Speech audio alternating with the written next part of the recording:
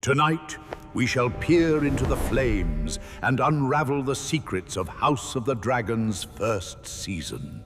A throne is stolen, and a mother has just lost her son.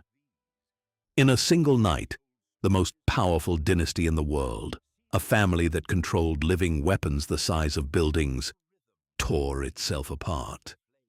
But here's what makes House of the Dragon's first season so fascinating. None of this had to happen. Every war, every betrayal, every death in this story traces back to one moment.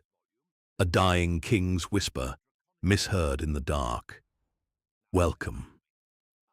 Today, we're breaking down the entire first season of House of the Dragon. The rise, the fractures, and the moment everything became irreversible. From the Great Council of 101 to the death of a child in a storm. This is the complete story of how the Targaryen dynasty began destroying itself from within. Let's start from the beginning. The Great Council of 101 and the legitimacy crisis. As the reign of Heirs I draws to a close, the king history would remember as the Old King, the Targaryen dynasty faces a crisis unlike anything it has seen before. Both of his sons are dead, and the question of who will inherit the Iron Throne threatens to split the entire realm in two. In the year 101, the Great Council convenes at Harrenhal, a massive gathering of lords, designed to reflect the will of Westeros itself. Two candidates emerge: Princess Rhaenys, daughter of the king's eldest son Aemon, older, of direct descent, and Prince Viserys, son of the king's second son, Baelon, male. The council chooses Viserys, not because he is wiser, not because he is stronger, but because he is a man.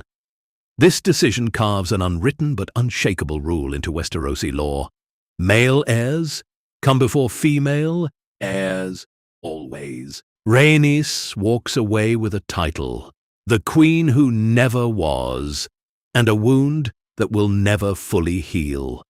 And the stage is set for everything that follows. Episode 1. Heirs of the Dragon. The beginning of an era and the shadow of mourning. It is the 9th year of King Viserys I's reign. The kingdom is rich, it is peaceful. 70 years of prosperity lie behind it. But beneath that peace, a quiet desperation. The king has no male heir. Queen Aemma Arryn carries that burden on her shoulders. She tells her daughter Rhaenyra something that will echo through the entire season. Slow, deliberate. The childbed is our battlefield. And as a grand tournament fills the city with celebration, Queen Aemma enters her final labor. The parallel is brutal. On the field, combat. In the birthing chamber, a different kind of war. The king is given a choice: save the mother or try to save the child. He chooses the child. Aemma does not survive. The baby, named Baelon, heir for exactly 1 day, follows her shortly after. Viserys is shattered, politically, personally, complete in all. Completely undone. And then comes the final insult. His own brother, Daemon Targaryen, raises a toast to the heir for a day. Viserys doesn't forgive him. He strips Daemon of his place in the line of succession. And in an act that breaks centuries of tradition, he names his daughter Rhaenyra as his heir.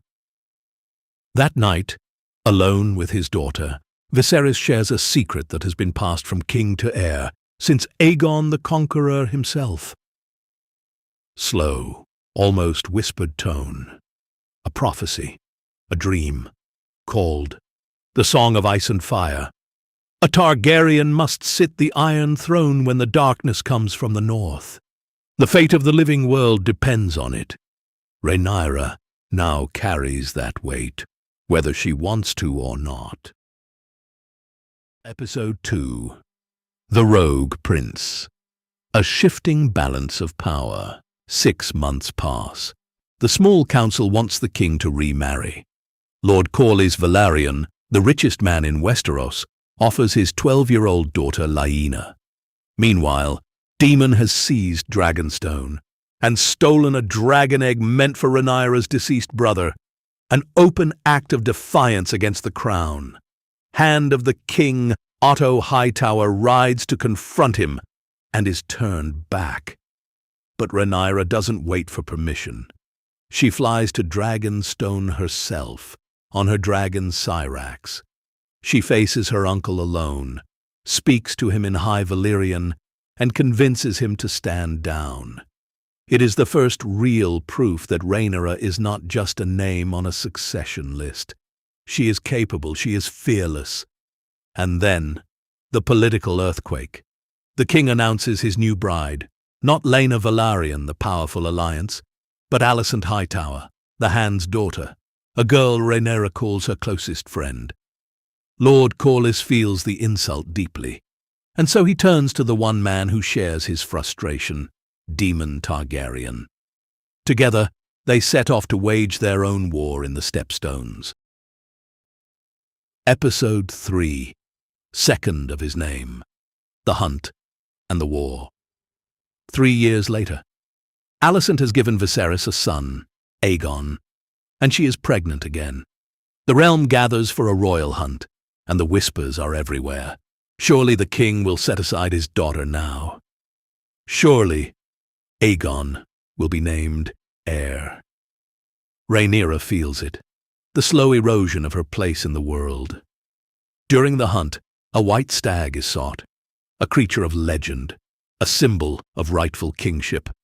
The king's men find only a great red stag. The white stag finds Rhaenyra. It is the show's quiet way of saying, whatever the lords may think, she is the rightful heir. Meanwhile, in the Stepstones, Daemon's war has stalled. The Triarchy forces hide in caves, safe from dragonfire.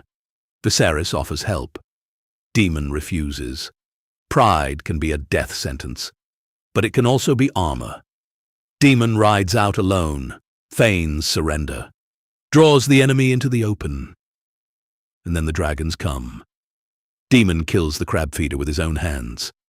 The Stepstones are won. Episode 4, King of the Narrow Sea, Desire and Perception.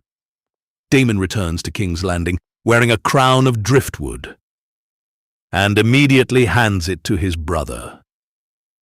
The gesture is peace, or the performance of it. He finds Rhaenyra, and one night he sneaks her out of the palace, disguised, anonymous, into the streets of the city she is meant to rule someday. They watch a play mocking her claim to the throne. The crowd laughs. Rhaenyra sees, perhaps for the first time, how the world sees her. What follows is complicated and incomplete, and reported by Otto Hightower's spies as something far worse than it was. Otto tells the king, Rhaenyra has been compromised, her reputation destroyed. Viserys, furious, forces Rhaenyra into a marriage arrangement with Lenore Velaryon to repair the damage. Rhaenyra swears to Alicent that nothing happened with Daemon. She is not lying about Daemon, but she is hiding something else entirely. Viserys, seeing through Otto's manipulation, strips him of his title as Hand of the King. The board is reset, but the damage is done.